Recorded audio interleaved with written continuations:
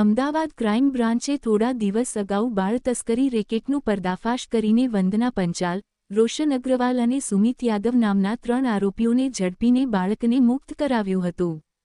Crime બ્રાન્ચે ત્રણેય આરોપીઓને બાળક આપનાર મુખ્ય એજન્ટ યુસુફની ધરપકડ કરી છે. પોલીસ તપાસમાં યુસુફ પણ એક વ્યક્તિ પાસેથી બાળક ખરીદીને લાવ્યા હોવાનું સામે આવ્યું છે. જો કે, યુસુફની પૂછપરછમાં અનેક મોટા ખુલાસા થાય એવી શક્યતા છે. ક્રાઇમ બ્રાન્ચની ટીમ યુસુફની ધરપકડ માટે પહોંચી હતી. ક્રાઇમ બ્રાન્ચે ગુજરાતથી હૈદરાબાદ સુધી ચાલી રહેલા બાળ તસ્કરી રેકેટનો પર્દાફાશ કરીને એક નવજાત બાળકને વેચવા હૈદરાબાદ લઈ જતા એક મહિલા સહિત 3 આરોપીઓની ધરપકડ કરી હતી. પોલીસે પકડાયેલા આરોપીઓની પૂછપરછ કરી ત્યારે આરોપીઓ આ બાળક હિંમતનગરમાં યુસુફ નામના વ્યક્તિ પાસેથી લાવ્યા હોવાનું સામે આવ્યું હતું. જેથી, ક્રાઇમ બ્રાન્ચની ટીમ યુસુફની ધરપકડ માટે પહોંચી હતી. ત્રણેય આરોપીઓ બાળક લઈને હૈદરાબાદ રવાના થયા હતા. ક્રાઇમ બ્રાન્ચે આ કેસના મુખ્ય આરોપી અને એજન્ટ યુસુફની ધરપકડ કરી હતી. યુસુફની તપાસ દરમિયાન સામે આવ્યું હતું કે, આ બાળક ગોવિંદ નામના વ્યક્તિ પાસેથી 3.60 લાખ રૂપિયામાં ખરીદ્યું હતું. યુસુફે બાળક ખરીદીને અગાઉ પકડાયેલા 3 આરોપીઓને આપ્યું હતું. એક રિપોર્ટ ગુજરાત ગીતા ન્યૂઝ. આરોપીની ધરપકડ કરવામાં આવી છે. કોણ છે આરોપી? એનો રોલ શું હતો? આખું ષડયંત્ર શું હતું? જેમ આપણે જાણીએ છીએ કે ક્રાઇમ બ્રાન્ચમાં એક 15 દિવસના નવજાત બાળકને 3 આરોપીઓ સાથે ઝડપી પાડેલ. જે આરોપીઓમાં એક રોશન ઉર્ફે સજ્જન મહાવીર પ્રસાદ અગ્રવાલ, બીજા વંદનાબેન જીગરભાઈ પંચાલ, સુમિત બચ્ચનભાઈ યાદવ, આના કબજામાંથી એ બાળકને ઝડપી લેવાય. આ આરોપીઓ હાલ તપાસ ઉપર હતા. જેની તપાસ દરમિયાન આ બાળક કોના પાસેથી લાવેલ એ તપાસમાં નવા ખુલાસા થયેલા. જેમાં બનાસકાંઠાનો યુનુસ ઇમામ ખાન નૂર ખાન સિંધીની સંડોવણી ધ્યાને આવેલ. જે યુનુસને બનાસકાંઠા એસઓજી પોલીસની મદદથી ક્રાઇમ બ્રાન્ચે ઝડપી પાડેલ છે. જે હાલ જેની તપાસ ચાલુ છે, પોલીસ કસ્ટડીમાં છે. આરોપી પાસેથી કેટલામાં મુખ્ય આરોપી લાવ્યા હતા અને આ જે યુનુસ છે એ બાળક ક્યાંથી લાવ્યો? યુનુસની તપાસમાં એણે ગોવિંદભાઈ નામના વ્યક્તિની ખુલાસો કરેલ છે. પણ એ ગોવિંદભાઈ ક્યાંના છે, શું છે, એની તપાસ હાલ ચાલુ છે.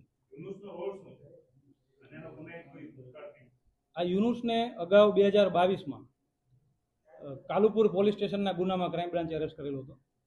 એટલે ગુનાહિત ઇતિહાસ ધરાવે છે. અને ત્યારબાદ આ બીજા ગુનામાં તેની સંડોવણી ધ્યાને આવે છે. ગોવિંદભાઈ છે ક્યાંના છે? કેટલા દિવસ પહેલા એને બાળક લીધું હતું? કેટલામાં લીધું હતું? આ બાળક કોનું છે? હવે આ બાળક જે છે હાલ યુનુસ સુધી તપાસમાં જે લિંક મળી છે, હવે યુનુસ ગોવિંદભાઈનું નામ જણાવે છે. હવે યુનુસની તપાસમાં ગોવિંદભાઈ કોણ છે, ક્યાંના છે, એનો શું રોલ છે, એ જ્યારે ગોવિંદભાઈની ધરપકડ થાય ત્યારે ખ્યાલ આવશે કે એ ગોવિંદભાઈ કોના પાસેથી આ બાળક લાવેલા.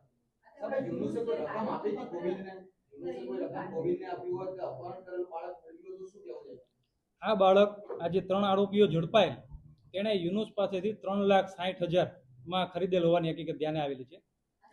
જે યુનુસ પાસેથી આ ગુનાના કામે એક 2 લાખ રૂપિયાનો ચેક પણ કબજે કરવામાં આવેલો છે, જેની તપાસ હાલ ચાલુ છે.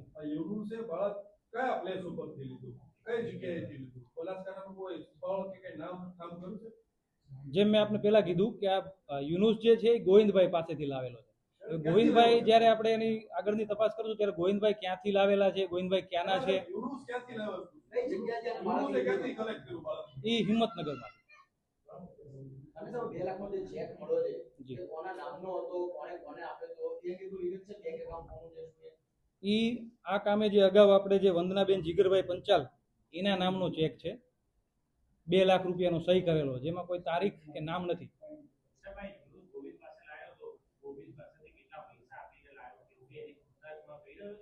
ના, હજી હાલ એ કઈ બાબતે નથી બીજો જણાવી દે. એની તપાસ હાલ ચાલુ છે કે એને કેવી રીતે પૈસા લીધા, કેટલામાં લીધું, ઓનલાઈન લીધા છે કે કેશમાં લીધું છે, એની તપાસમાં જ ખ્યાલ આવશે કે શું કેવી રીતે એને બાળક મળ્યું.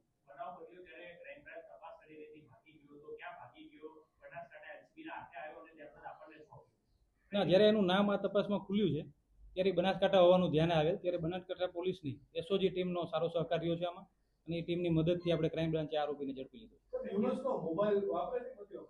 હા, એનો મોબાઈલ છે ગુનાના કામે.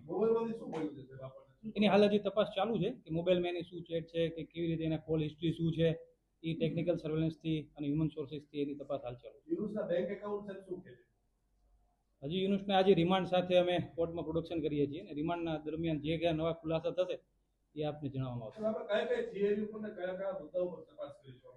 હાલ એવું છે કે આ બાળક એના પાસે આવેલું ક્યાંથી છે, જ્યારે ગોવિંદભાઈ મળશે ત્યારે એ એના કોઈ દંપતી પાસેથી લીધું છે, એના વાલીવારસ પાસેથી લીધું છે કે કોઈ જગ્યાએથી એને અપહરણ કર્યું છે, એ ત્યારે જ ખબર પડશે જ્યારે ગોવિંદભાઈથી આગળની તપાસ શું છે. કે જાહેર જીવનમાં શું કામ કરે છે, તેને બાળક લેવીસનું કામ કેટલા સમયથી કરે છે અને અગાઉ તેને કેટલા બાળકો આવી રીતે લેવીસ કરેલા છે. જેમ આપને કીધું કે અગાઉ આની ગુનાહિત હિસ્ટ્રી ધ્યાને આવેલ છે, જેની ક્રાઇમ બ્રાન્ચે જેની ધરપકડ કરેલી કાલુપુર પોલીસ સ્ટેશનના ગુનામાં, એટલે આનો ગુનાહિત ઇતિહાસ તો છે જ. એટલે અગાઉ પણ આનાથી બીજા ગુના ખુલે એવી શક્યતા પણ નકારી શકાય નહીં. બાળ તસ્કરી કે બાળ અપહરણ? એ બાળ તસ્કરીનો જ ગુનો હતો.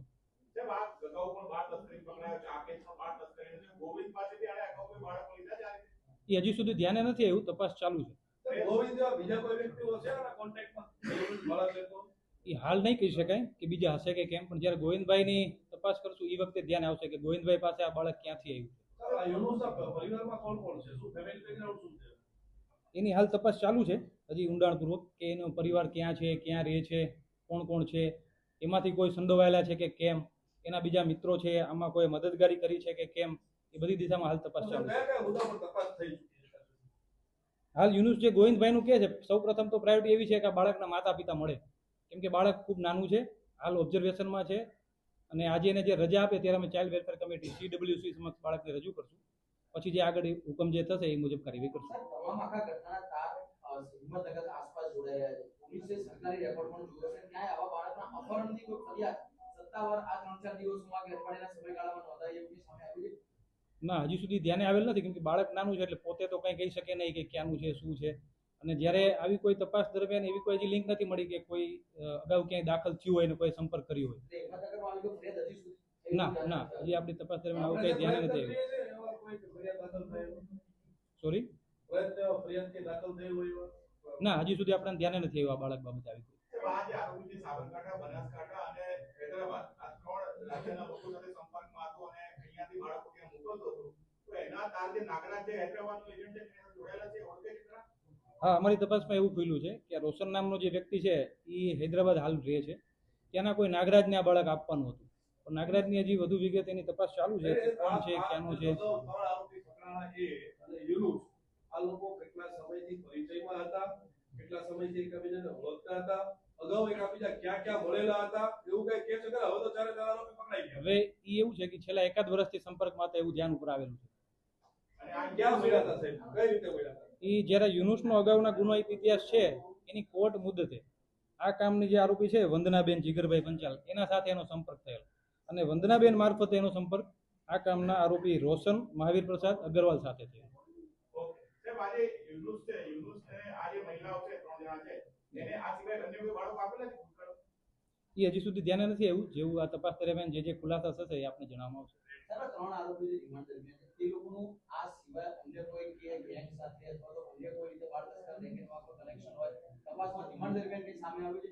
હા, એ અમારા તપાસ દરમિયાન એવું ધ્યાને આવ્યું છે કે આ કામના આરોપી જે રોશન અગ્રવાલ છે અને વંદનાબેન પંચાલ છે, એનો અગાઉ હૈદરાબાદ પોલીસને ત્યાં ગુનો દાખલ થયેલો છે. એની કોર્ટ મુદત દરમિયાન બંને ત્યાં પણ મળેલા. સાહેબ, એ કેસ શું હતા? એ હૈદરાબાદવાળા કેસ શું છે? એ હૈદરાબાદની વિગત હજી હાલ તપાસમાં આપણે આવેલ નથી. જેમ જેમ તપાસમાં આગળ ખ્યાલ આવશે આપને જણાવવામાં આવશે.